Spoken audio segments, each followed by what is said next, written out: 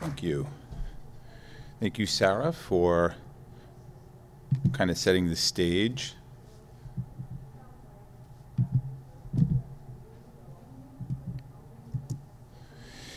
So in this part, I'm really going to focus on, now that we have all these IA systems going into the ground now and in the future, 20, 30 years, what do we do?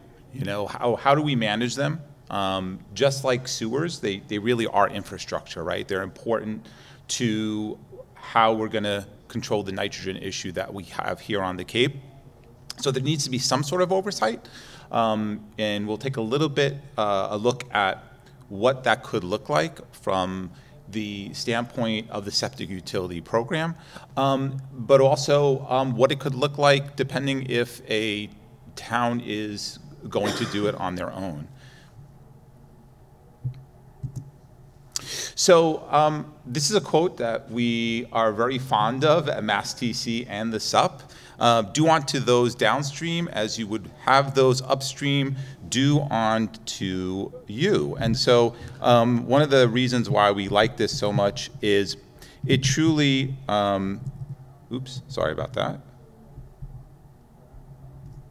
It truly represents the spirit of the SUP and MASSTC in general, which is what our mission is. Our mission really is to promote practices that protect and benefit the entire community, ensuring both for those that are living here currently on the Cape and also for our future residents to enjoy a healthy and sustainable environment.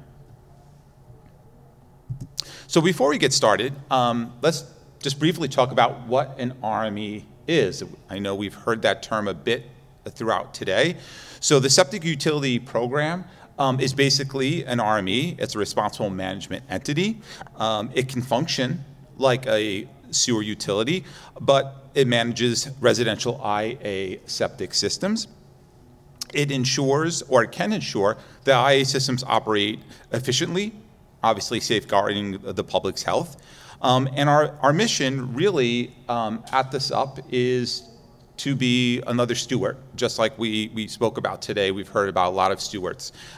We are just another steward in all of these efforts. And really our goal is to support Cape Cod. So what the SUP will look like in each town really depends on the town's needs. There's really not one solution, and we're going to take a look briefly as to all the things the SUP could do, but it really depends on the town. It depends on what each town needs specifically and how we can help them. You know, we heard from Sarah mentioning about a lot of times the enforcement falls upon the boards of health. We know that each Board of Health has limited resources, it has limited people. And so Barnstable County created the RME truly to be a resource to the towns to help them with some of the tasks that they have before them. So in this chart, to the right, it identifies everything that a management entity can do. I kind of broke it down to the left into 4 different categories. And basically it represents the entire life cycle of an IA system. So permitting and installation, the operation and monitoring, the long-term care that Sarah spoke about that is so important to making sure these systems operate efficiently and effectively through their lifetime. And then lastly is education. And that's education to both the public, installers, and operators. So I want to kind of break it down a little bit more, kind of taking that theory and really be a little bit more specific as to what the SUP can do for a town. And you know, I kind of identified this as what the septic utility program can do, but the reality of it is, again, it's up to the individual town. So some of these aspects a town may decide to do on their own. And I think that's kind of important to remember as I'm going through this. So the first is cost distribution and regulatory compliance. So a SUP does have that overview, being that we're based from the county, not a specific town, that we really can coordinate and manage multiple IA installations through a competitive bidding process. Now, a town can do that too. They can do that if they know they have a group of systems that need to be installed in a certain area. They can go out to bid for, instead of one project, they can have bid for multiple projects, instead of a homeowner just being able to go out to bid for one. And I think Scott spoke earlier today. He showed a graph about just the price, the difference in prices that a individual homeowner received in Truro when they were going out to bid. So again, what a sub can do, what a town can do, is really try to manage that cost, try to kind of lower the price per installation by going out to bid for multiple ones. The sub, obviously, being that it is an entity of the county, it could also do that on a regional area as well, theoretically. So ultimately, this approach doesn't only drive down costs through economic of scale, but it also can ensure consistency, right? Consistency of quality, adherence to regulatory standards as well. When we look at the operation and management, it's similar, right? So a homeowner would go out and do a contract with an individual operator. They would get a price, and they would pay that. By bidding for, again, multiple systems, you can also kind of regulate what that cost is going to look like. In addition, if the sub were to do this, the sub actually would be the party that the homeowner is contracting with, and the sub would then subcontract to an operator. That helps the operator, because the operator, instead of having to collect payment from 10 homes, they're collecting payment from the sub. So we're taking that responsibility, and also with the actual residents, they're just going to one entity to actually look for their service. So we would try to find the best operator for their particular system. And again, one of the things that, since I came aboard, one of the things that we have focused on, and I should have mentioned this earlier, is there has been a concept, I think, when I joined originally, that the SUP or the RME was looking to do the operation and maintenance of systems. And that's not really the case. The last thing that we really want to do is to take business away from small businesses. We already have operators, we already have installers on the Cape that do an amazing job. So we're not looking to do that, we're just looking to help manage that process.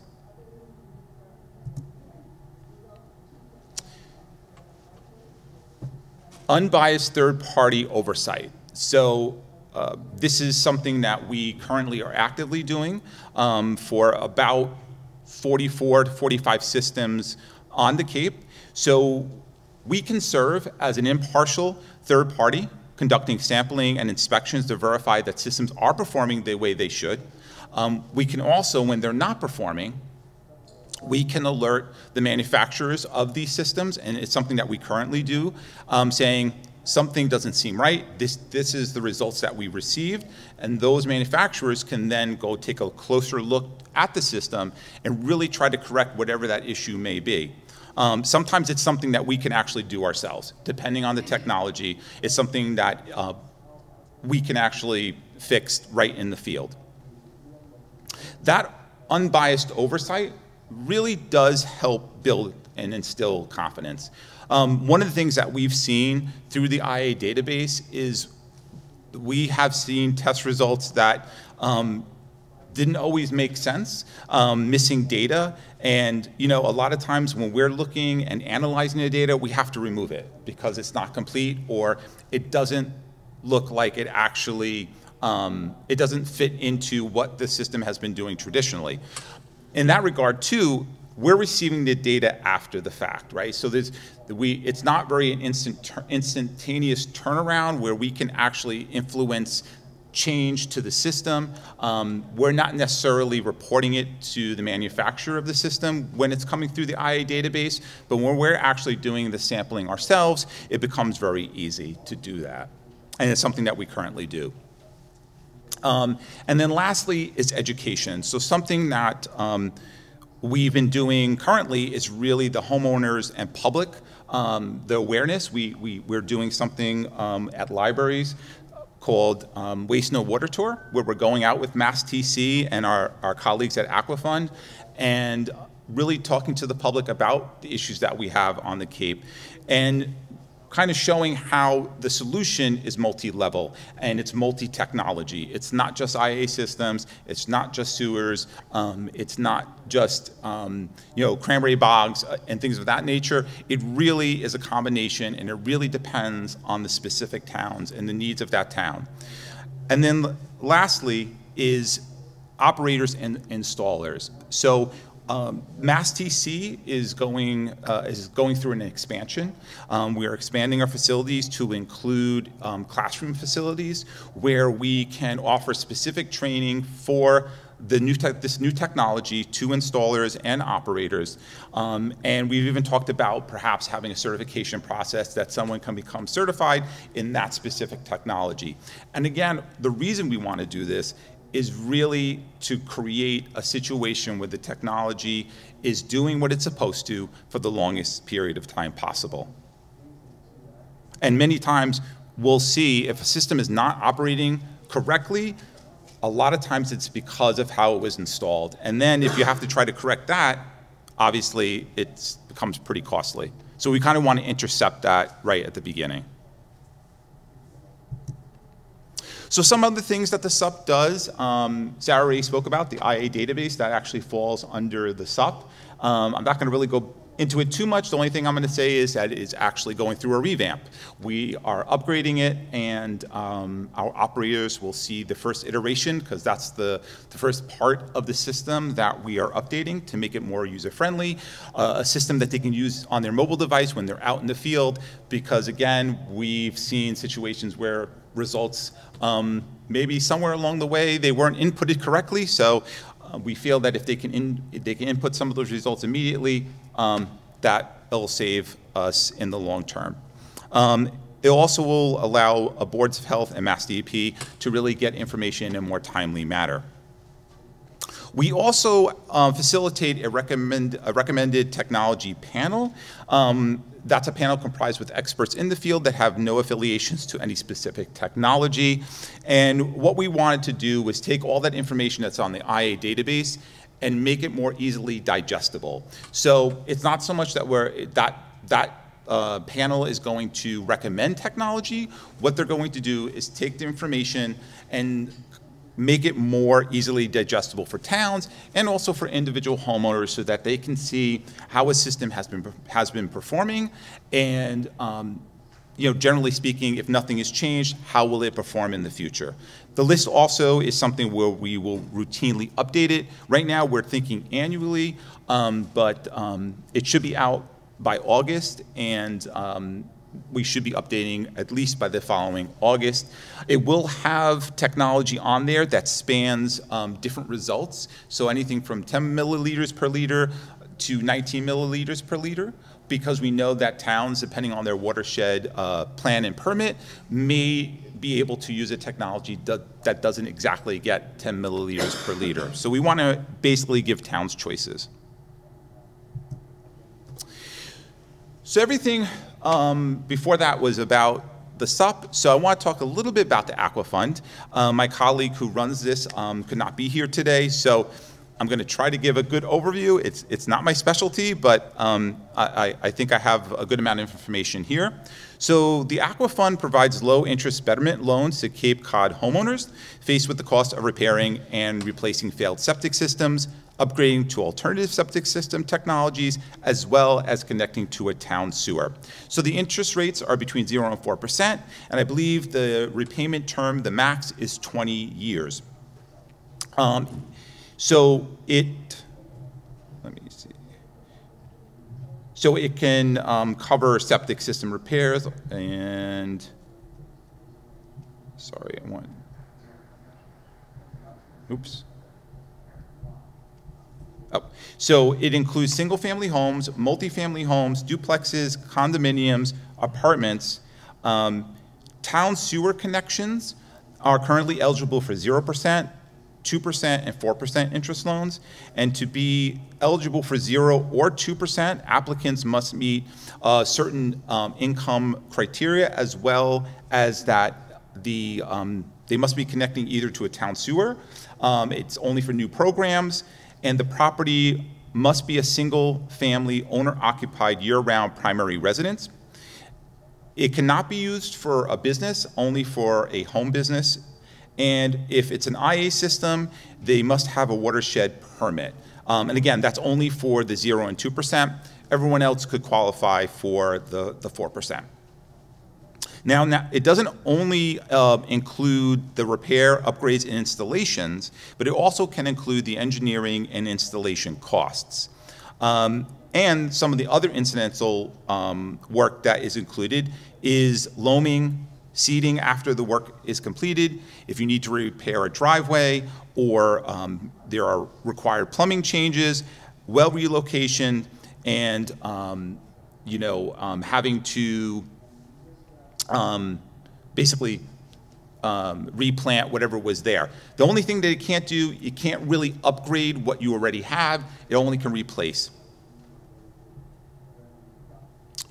And lastly, and I said this earlier, but I think it's really important as we continue this journey, is to really realize that there's a lot of pieces to this puzzle, and not one is correct. It's just what's appropriate for the town, what's appropriate for the region. And that is it.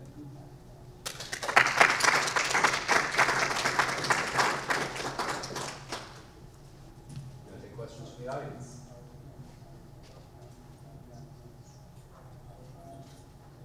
Okay. Yes. Yeah, I have a couple questions. One is, how extensive or how frequent is monitoring of the health of the installed system? And are there any remote monitoring options that are being developed? And just the other question is, how often do you expect there to be disruptive service? These things are buried in the ground. If something goes wrong, the result is going to be an invasive, disruptive service. What's the record, or what is the expectation for how that's going to work? So as far how often they need to be tested or sampled, it really depends on the system, if it's general use or provisional. So provisional systems are typically every quarter. General use is usually annually. Towns can opt for it to be more frequent, so it really depends on the town. I'm sorry, what was the other parts of the question? What about remote monitoring? Is it possible to do Yes. that remotely with sensors? Right. So some of the technology has some remote capabilities, especially when it comes to pumps. Some systems can remote if a pump is not working correctly, because part of these systems, they need to aerate in order for the denitrification to happen. There's aeration in the beginning, which are done with pumps. So some have that capability already built in. Other systems can actually also affect change remotely to those pumps. So I think going forward, we'll see that's probably going to happen, I think, more. I think if you're building, for a lot of these technologies, I think it would be really prudent for them to actually build a remote sensor into it. As far as remote monitoring when it comes to testing, unfortunately, some of that is out there is extremely expensive to install. So again, I think there's opportunity for that. It would definitely save a lot of money and a lot of time. But right now, the technology is not right. It's not at that point. Yes. When you were talking about that SUP can work with towns to be like a collective, to like work collectively with homeowners on the street to have like, well, so you work with the and then you subcontract to get a cheaper price. Do you guys ever do that for hooking up to sewer systems, so that you would work with like everybody on the street to have one contractor and make it easier in that sense with connecting to a sewer for each house, or just IA systems? So we just focus truly on the IA systems. The towns, have their own divisions that kind of work towards that effort, but we just do pretty much IA systems.